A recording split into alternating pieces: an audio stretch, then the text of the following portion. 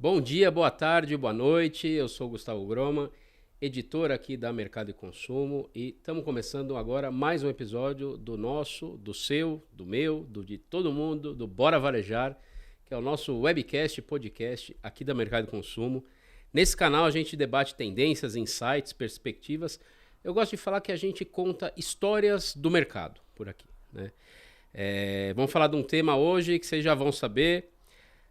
Para dar uma introdução a esse tema, um estudo feito pela Cadastra, empresa de soluções de tecnologia, marketing, consultoria, data e analytics, diz que as vendas por meio do retail media devem apresentar um crescimento global de mais de 10% em 2023, enquanto no Brasil essa taxa deve ser ainda maior e atingir 17%. Segundo o eMarketer, atualmente o retail media representa cerca de 12,3% dos investimentos em mídia digital aqui no Brasil, sendo que apenas 2% são realizados em marketplace. Na China, a participação desse tipo de mídia chega atualmente a 45,3%. Para falar sobre tudo isso e debater o momento do retail media no Brasil e no mundo, vamos receber hoje a Jéssica Rodrigues, Media Manager da Cadastra, e a Adriele Gonçalo de Souza, Digital Marketing Commerce da Unilever. Tudo bem, Jéssica? Tudo bem, Adriele? Tudo bem, Gustavo. Obrigada por nos receber aqui hoje. Estamos bem contentes, de conversar contigo. Olá, tudo bem, Gustavo? Prazer em estarmos aqui para falar um pouquinho mais sobre esse tema de Retail Media. Retail Media é o nosso tema de hoje. E sem mais delongas, vamos começando. E assim, uma pergunta logo para vocês duas.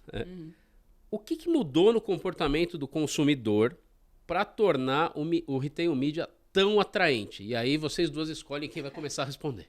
Eu sei que vocês já se conhecem.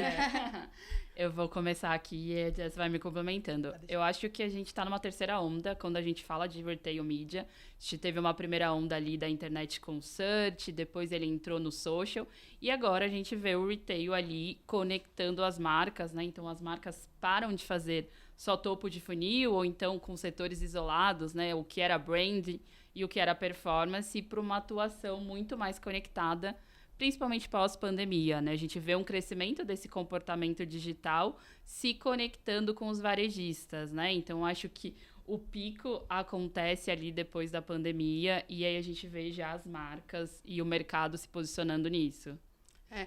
Complementando, assim, o que a Adri falou, é bem isso, né? O Retail Media, a terceira onda da publicidade, ela foi muito acelerada pela pandemia, e eu acho que para todo mundo entender, quando a gente fala da mudança desse comportamento do consumidor, é a gente pensar na gente mesmo, no nosso comportamento. Antes, muito para descobrir produto, eu ia lá, pesquisava num buscador ali, né, os termos específicos, e hoje em dia, muitas vezes, a gente já tem o nosso marketplace de confiança, que tem o nosso cartão de crédito ali já salvo. Eu já vou direto, muitas vezes, num próprio site de um varejista para pesquisar sobre um produto. Então, na verdade, a gente encurtou esse caminho. Antes eu ia para um buscador, buscava, olhava os preços e ia para o site do varejista. Hoje as pessoas estão passando muito mais tempo dentro desse site já do varejo. Então, dentro da Amazon, dentro do Mercado Livre, dentro de sites do próprio varejista, buscando, descobrindo o produto. Quantas vezes, né, a gente ali na Shopee está vendo o que tem de promoção hoje. Então, essa mudança do comportamento dos usuários fez esse movimento que a Adri estava falando, de todo o mercado se movimentar para isso, para a gente destravar mais parceiros que têm essa possibilidade. Então, foi um comportamento grande, né, nos últimos anos, e que a gente vê aí que tem muito potencial ainda pela frente. Para quem ainda não... Eu devia ter começado desse jeito, né? Mas para quem ainda não entendeu do que a gente está falando, o que é o Retail Media? Tem uma maneira simples de contextualizar, assim? É um jeito... É uma mídia diferente? Como é que é? Retail Media. Eu acho que a forma mais fácil, né, da gente explicar o Retail Media é a mídia dentro do varejo ou conectada com o varejo. Então, aqui, né, a gente está falando de indústrias. Como a Adri falou, a gente tinha campanhas mais de awareness, topo de funil. As indústrias agora, não só indústrias, mas vários outros anunciantes, mas principalmente indústria, tem a possibilidade de fazer a publicidade dentro do varejo. Perfeito. Basicamente, é a pessoa ser impactada por um anúncio e comprar num call to action ali de um tempo curto, né? Você é meio que impactado com um preço bom, talvez com uma condição de frete que vai entregar na sua casa, com algum benefício, e você acaba comprando ali já dentro desse site mesmo. Quais são os principais desafios desse modelo, gente? Hoje eu acho que o nosso principal desafio é como a gente conecta a indústria e esse varejo, né? Como que a gente tem uma condição especial falando de um sistema diferenciado, né? Então, se a gente pensar antigamente, a indústria negociava com o varejo offline. E como a gente conecta as duas coisas agora? Como que eu conecto também uma parte estratégia da marca que está fazendo um awareness, mas que vai chegar naquele varejista com uma condição especial? Então, acho que até para o consumidor, assim, aonde eu levo ele? Eu tenho que ter dados ali para entender o que é melhor para você. Então, se você tem um varejo já de confiança, eu tenho que conseguir conversar com você nesse varejo especificamente.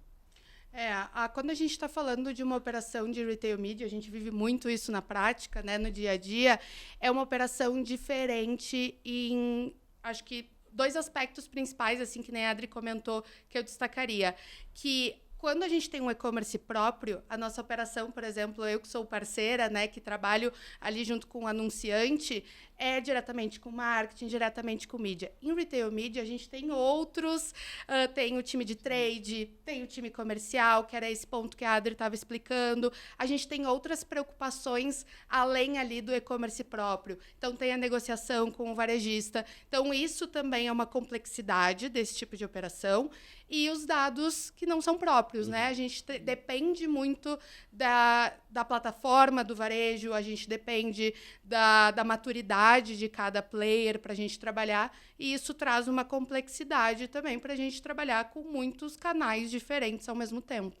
Essa coisa dos dados, né? A gente já há algum tempo, né? A gente vem falando sobre os dados, a importância dos dados, né? Mas me dá a impressão de que era-se muito falado sobre isso, sobre os dados, né? As empresas, enfim, começaram sim a dar atenção, a coletar os dados e tal, mas só no sentido assim, beleza, os dados estão aqui e tal, tá, mas não adianta só coletar os dados, tem que saber o que fazer com os dados, transformar esses dados em informação e você transformar essa informação em estratégia, enfim, seja para o retail media ou para qualquer outro tipo de estratégia. Chegou o momento que as empresas estão fazendo isso, estão olhando para isso da maneira correta agora, gente? Sim.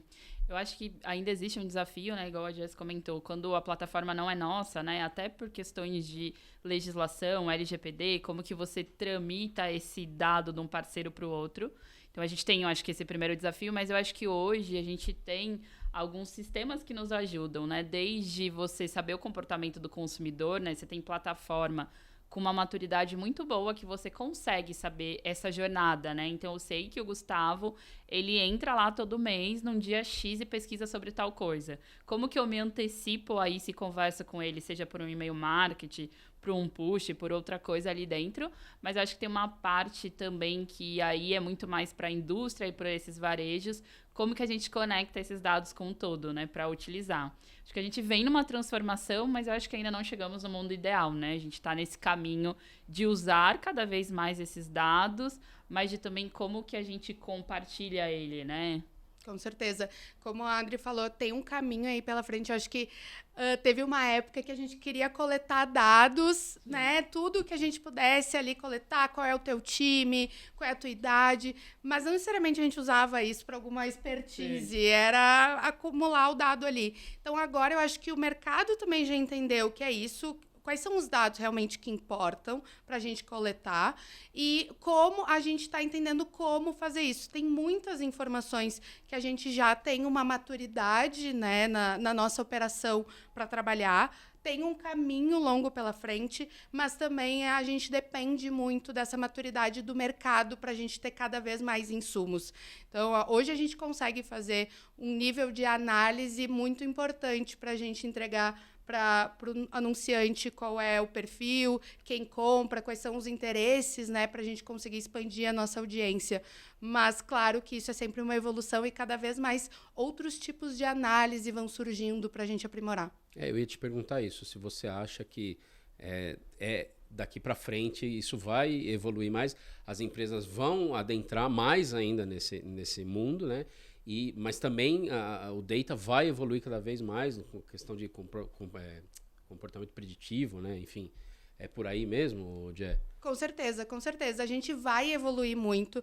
Eu acho que hoje dados para todo mundo é importante. A gente já tem essa maturidade no mercado que é importante a gente ter dados, e cada vez mais ainda a gente ter dados proprietários, porque a gente vai ter uma dificuldade, né, ali por conta da LGPD, da gente conseguir lidar com dados de terceiros para otimização de campanha, para a gente devolver essas informações de negócio. Então, a gente tem uma evolução aí pela frente e cada vez mais o mercado vai se movimentar para que a gente ache essas alternativas.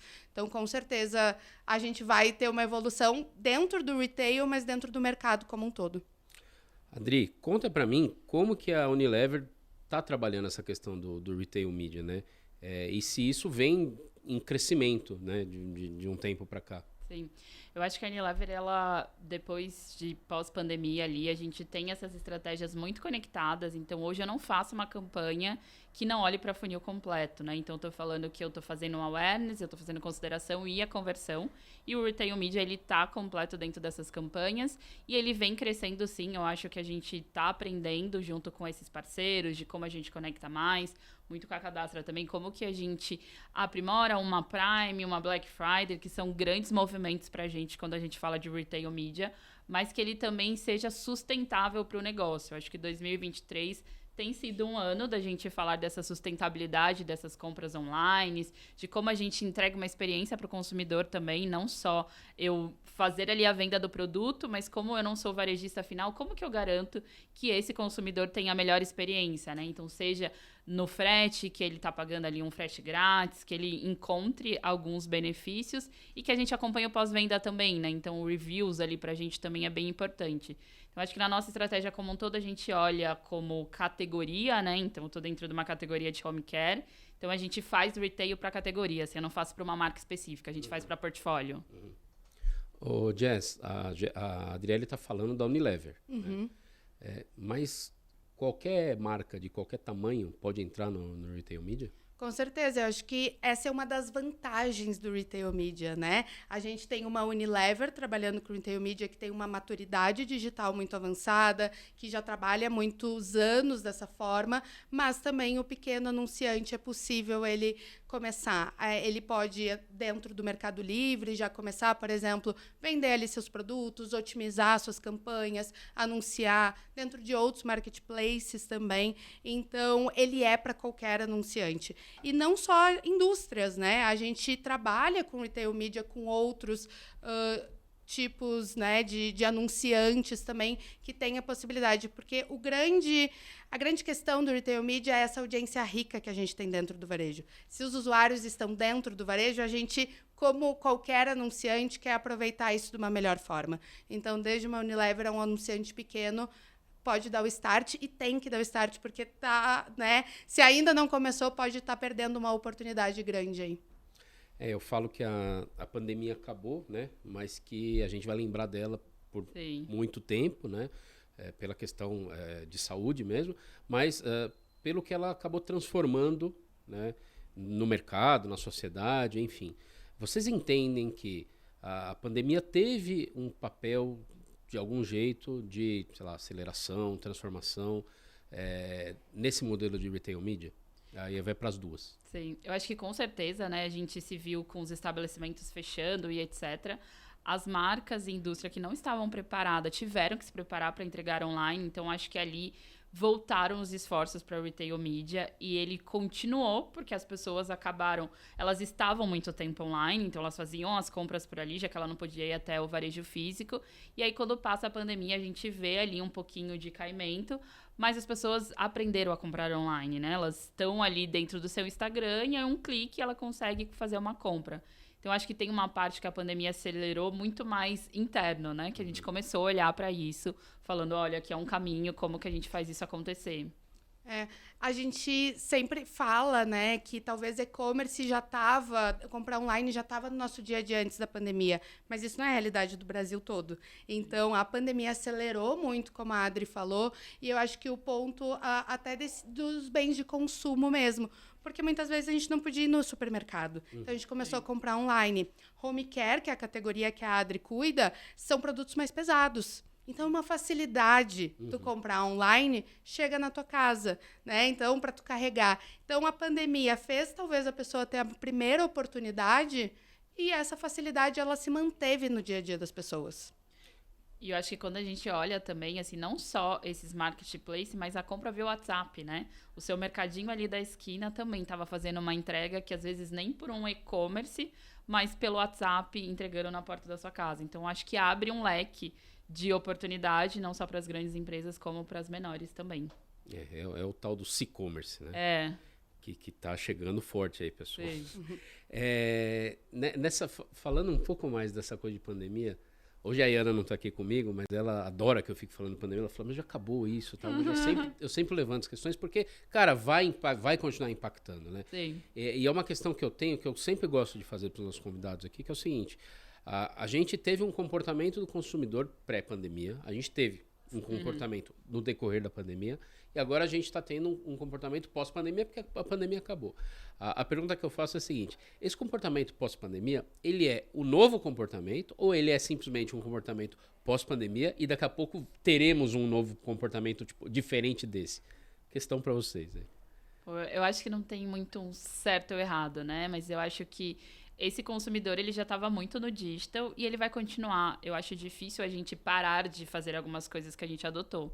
Então, eu vejo como um novo comportamento que ele vai encontrando novas formas, né? A gente vê as plataformas mudando, a gente agora está falando bastante de inteligência artificial, então acho que ainda vem outras ondas por aí.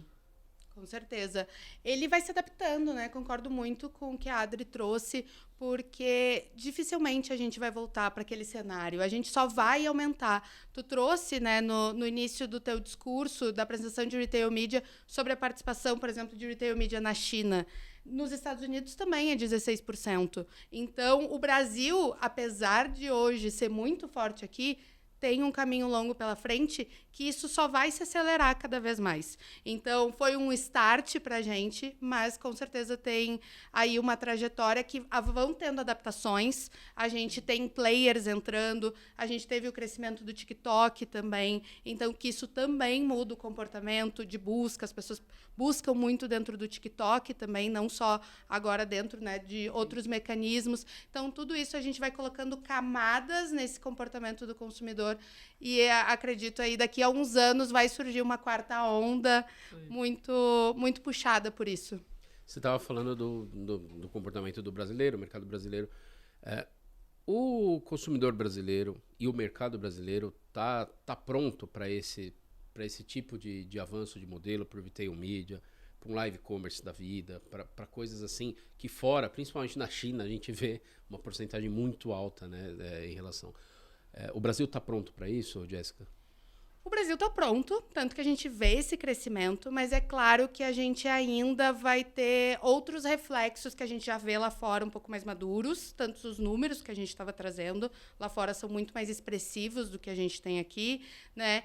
Então, vai ter aí um caminho longo pela frente. Acho que às vezes a gente tem uma certa resistência com algumas coisas diferentes, mas ele está pronto para esse momento. Eu acho que... Eu falo por mim, né?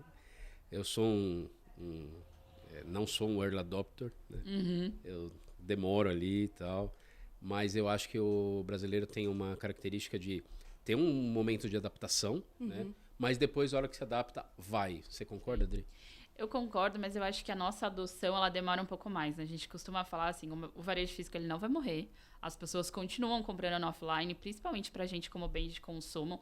Ele é um complemento e uma consequência, né? Então, talvez eu faça uma compra do mês no mercado offline, mas eu uso o e-commerce ali também, né? A gente vê muito como uma integração do que só um meio ou outro, né? Eu acho que pra gente é muito mais lembrar que o Brasil é tão grande, né? Assim, nas capitais, etc.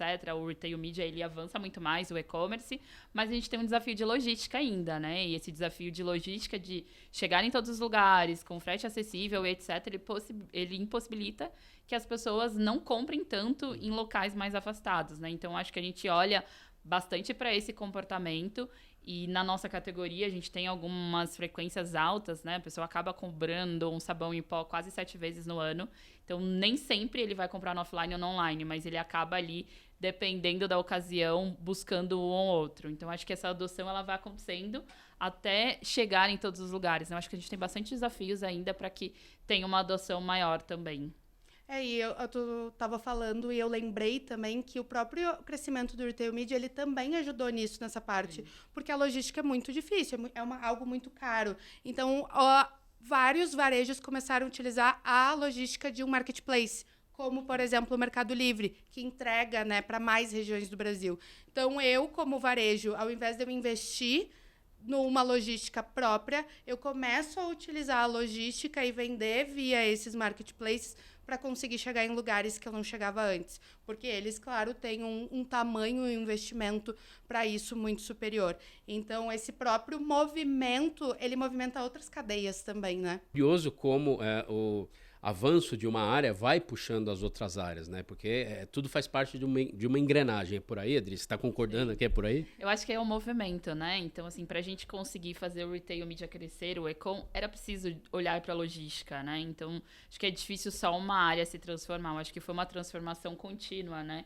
Tanto por parte das indústrias, que ela teve um desafio ali dentro da pandemia de conseguir conectar as áreas, então não ser mais silo, não é tipo quadrado de trade ou de marketing, é um quadrado de vendas da companhia, como que a gente trabalha junto por um objetivo, né? Então, eu na área de marketing ali, tem campanha que eu tô pensando como que eu entrego uma mensagem de topo de funil, mas também conecto com o final de funil, como que eu vou medir isso no final do dia. Então, eu acho que eles se conectam, né? E eu acho que ajudou bastante esse processo para impulsionar. Olha, eu vou querer saber mais coisa da Adriele sobre a Unilever. Mas, pessoal, é daqui a pouquinho, um intervalinho rápido e a gente já volta. Olá, Ayana aqui, convidando você para se inscrever no canal aqui do Bora Varejar, episódio novo toda quinta-feira às 10 da manhã. Curta também o nosso conteúdo, compartilhe e, claro, acompanhe as notícias diárias da Mercado e Consumo no nosso portal, mercadoeconsumo.com.br.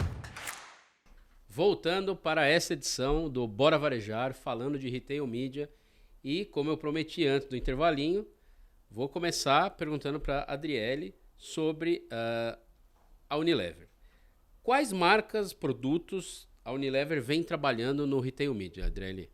Hoje a gente trabalha a categoria como um todo, né? Então, desde sabão em pó, maionese, produtos para cabelo. Eu trabalho na categoria de produtos para casa, né? Então, Omo, Brilhante, Comfort, Cif. E produtos para pet também, e uma parte B2B, que daí são os nossos produtos profissionais também, para restaurante, para hotéis.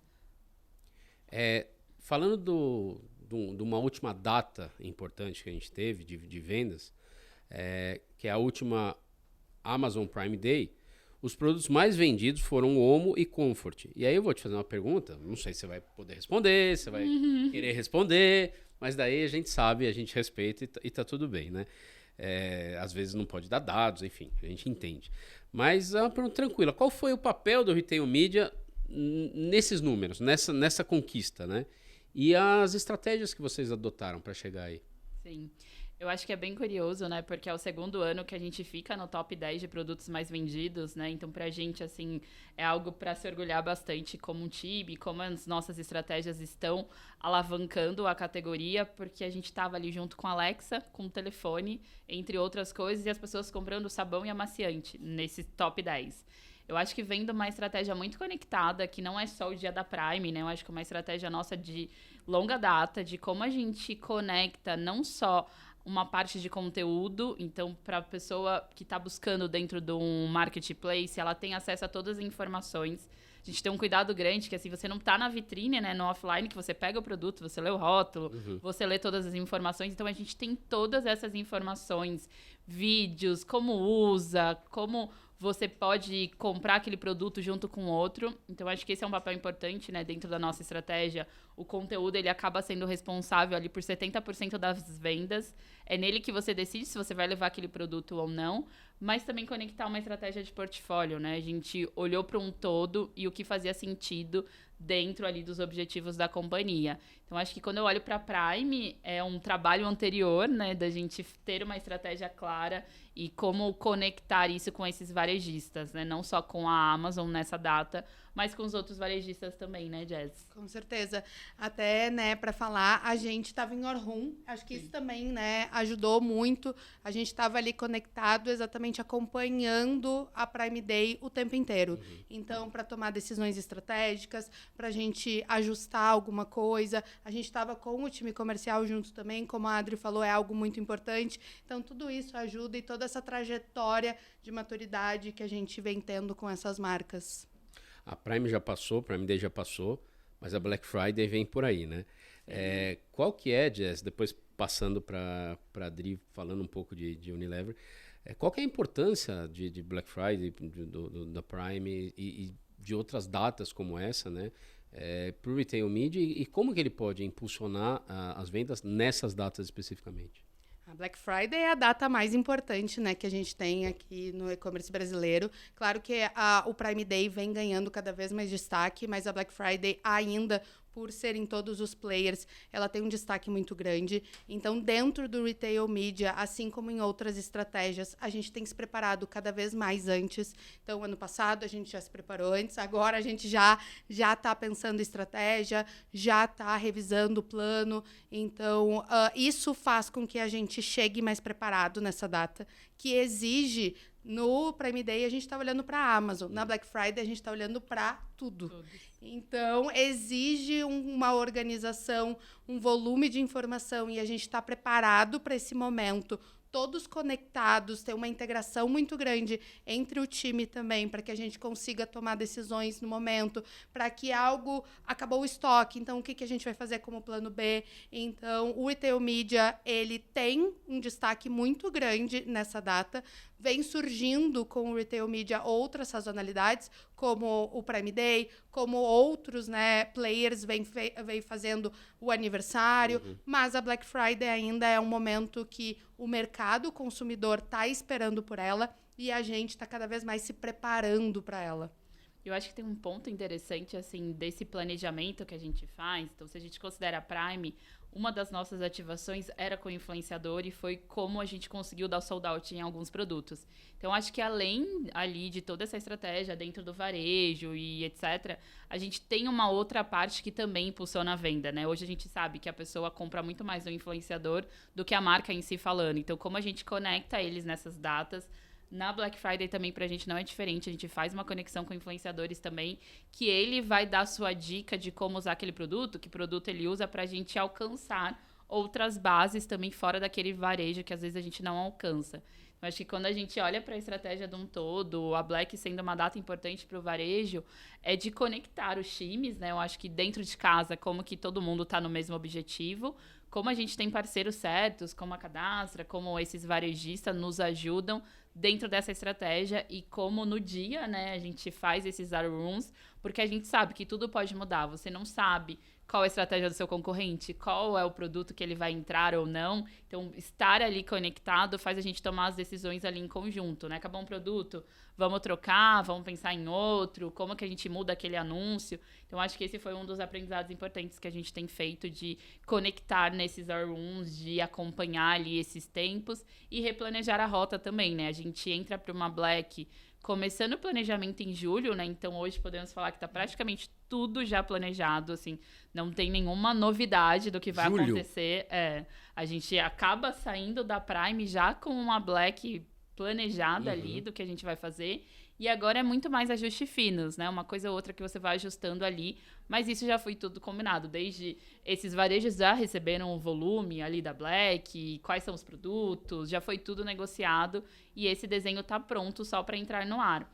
A gente não começa a Black só no dia 24, né? A gente começa bem antes, né? Então a gente tem ali sempre um aquecimento, depois outras ativações, mas eu acho que é o todo, né, que faz essa data também ser maior, né? A gente acompanhar esse processo e entender também o que o consumidor está esperando, né? Como que a gente conecta as nossas marcas ali com eles. Essa preparação de 3, 4 meses aí para Black, ela é mais especial para Black, porque como a gente estava falando, abrange muito, ou a questão da Prime também tem ali 3, 4 meses, ou é um período menor de preparação?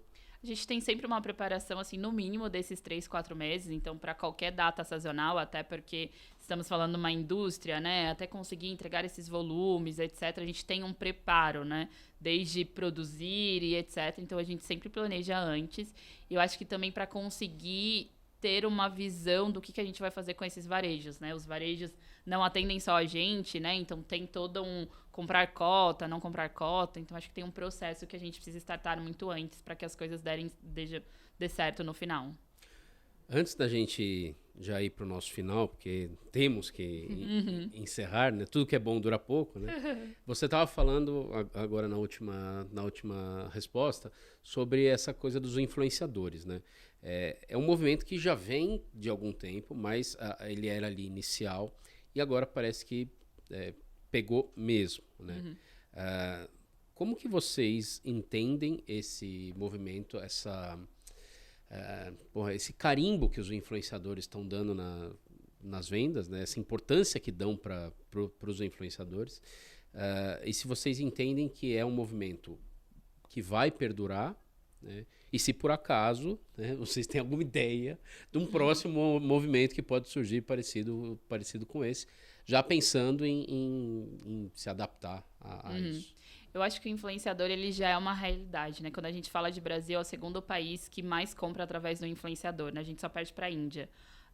E aí um volume grande, etc. 76% dos consumidores já compraram alguma coisa porque o influenciador indicou, né? Então hoje a gente entende que ele é parte do core de qualquer campanha, desde você lançar um produto ou fazer uma performance, e principalmente porque esse influenciador, ele te dá um endosso, que você confia como se fosse seu amigo, como se fosse um familiar ali te dando essa dica. Então ele faz parte da estratégia e eu acho que o que a gente vem acompanhando agora é muito mais uma fase do Creator Economy, que são esses influenciadores também virando marcas. Então, assim, você pega uma Boca Rosa, que tem sua linha ali. Então, como que esses influenciadores também estão ganhando poderes de construir diante dessa persuasão que eles têm, né? Então, para as nossas campanhas, desde topo de funil, final de funil, ele tem um papel essencial.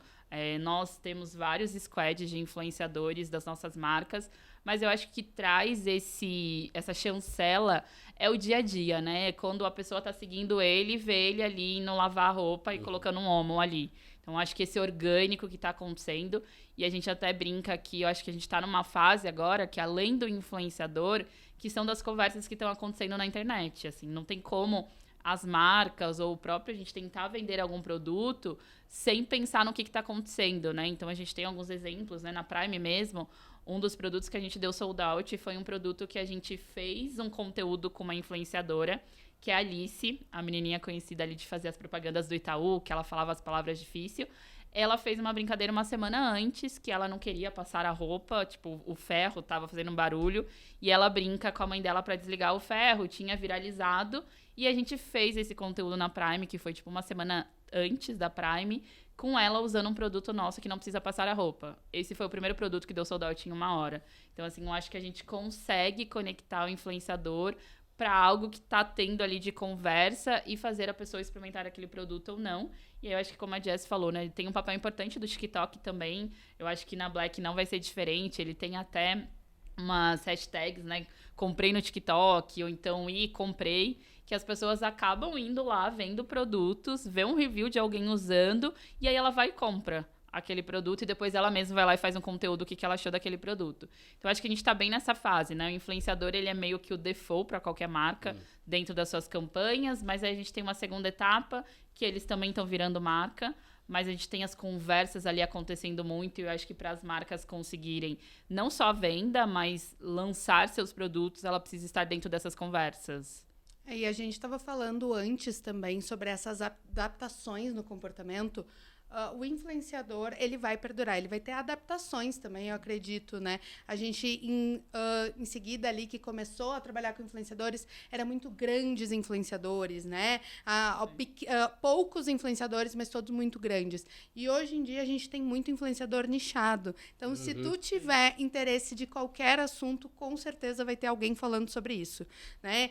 E isso conecta mais com as pessoas. É óbvio que o influenciador grande, ele tem seu papel, mas muito também esses micro-influenciadores, eles muitas vezes estão mais próximos de uma conversa. E o importante é, como a Adri falou, ser uma conversa com esse usuário. Então, ser algo constante. Tu não vai simplesmente colocar algo que não tenha a ver no dia a dia dele, que não faça sentido. A pessoa que segue ele, vê o conteúdo todo dia, ela sabe que aquilo não faz sentido no contexto. Mas quando tu está trabalhando uma marca que ela faz sentido, tu vê que aquilo é de verdade, então tu confia naquela pessoa que tu vê o conteúdo todos os dias, muitas vezes, e daí tu vai apostar, vai descobrir uma marca. Então, ele provavelmente vai ter adaptações ainda, principalmente por conta de players entrando, que nem o TikTok, ele mudou um pouco também essa parte de influenciador, a gente vai tendo adaptações, mas com certeza é algo que vai perdurar, porque hoje faz muito sentido na nossa rotina, no nosso dia a dia,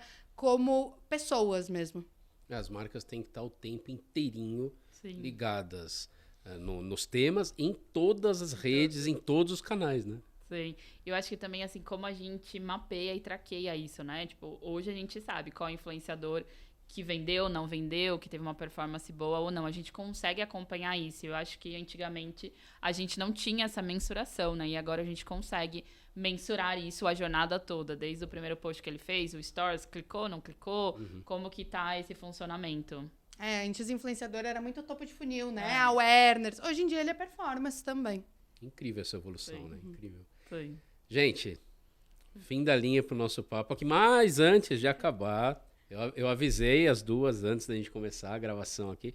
A gente tem um quadro, que é o Momento Checkout, que é um recado final dos nossos convidados, né? Olhando para a câmera da verdade, dá um recado sobre o tema da nossa conversa, do Retail Media, ou sobre o que quiser direcionado à nossa audiência. Adri? Boa. Eu acho que o meu recado é mais Black Friday chegando, né? Como que a gente olha para a estratégia mais macro de conseguir entregar ali não só performance, mas uma construção de marca também. Eu acho que é alinhado a pesquisas. Hoje é possível a gente fazer brand lift dentro dos canais. Como que a gente deixa o retail media mais maduro para acompanhar essas conversões, né? Eu acho que a gente está bem no step dessa terceira onda se estruturar. Então, meu recado é mais aproveitar a Black Friday aí para ver essa evolução com o retail media. Pô, deixa eu pensar. Acho que o meu recado é para quem tá ouvindo aqui, vendo a gente, para saber um pouquinho mais sobre o Retail Media. Também a Cadastra disponibiliza muitos conteúdos sobre isso, webinar, né, o próprio estudo que a gente fez. Então, pode nos procurar aí para saber um pouquinho mais, porque como a gente estava falando durante aqui as perguntas, é um mercado muito importante ainda para a gente explorar. Então, desde pequenos, médios a grandes anunciantes, tem muita oportunidade para que isso seja um crescimento do seu negócio. Então, olhem para isso, para essa terceira onda, com muito carinho, porque tem muita possibilidade de ajudar aí o crescimento das empresas. Gente, só tenho a agradecer vocês duas. Muito legal esse bate-papo sobre esse tema, que é um tema que está aí na mídia, Retail Media está na mídia. Né? E só tenho a agradecer. Espero que vocês tenham gostado de participar aqui do nosso Bora Varejar. E a gente vai se ver em outras oportunidades, assim eu espero. Sim, super obrigado pelo convite, Gustavo. Foi ótimo bater esse papo aqui no Bora Varejar. Obrigada, Gustavo. Obrigada, Adri, né? Sempre muito bom trocar aí com vocês. Obrigada pelo convite. Vocês que estão nos assistindo, que estão nos ouvindo, muito obrigado por terem nos acompanhado até aqui. Espero que vocês tenham gostado tanto quanto eu gostei e bora varejar!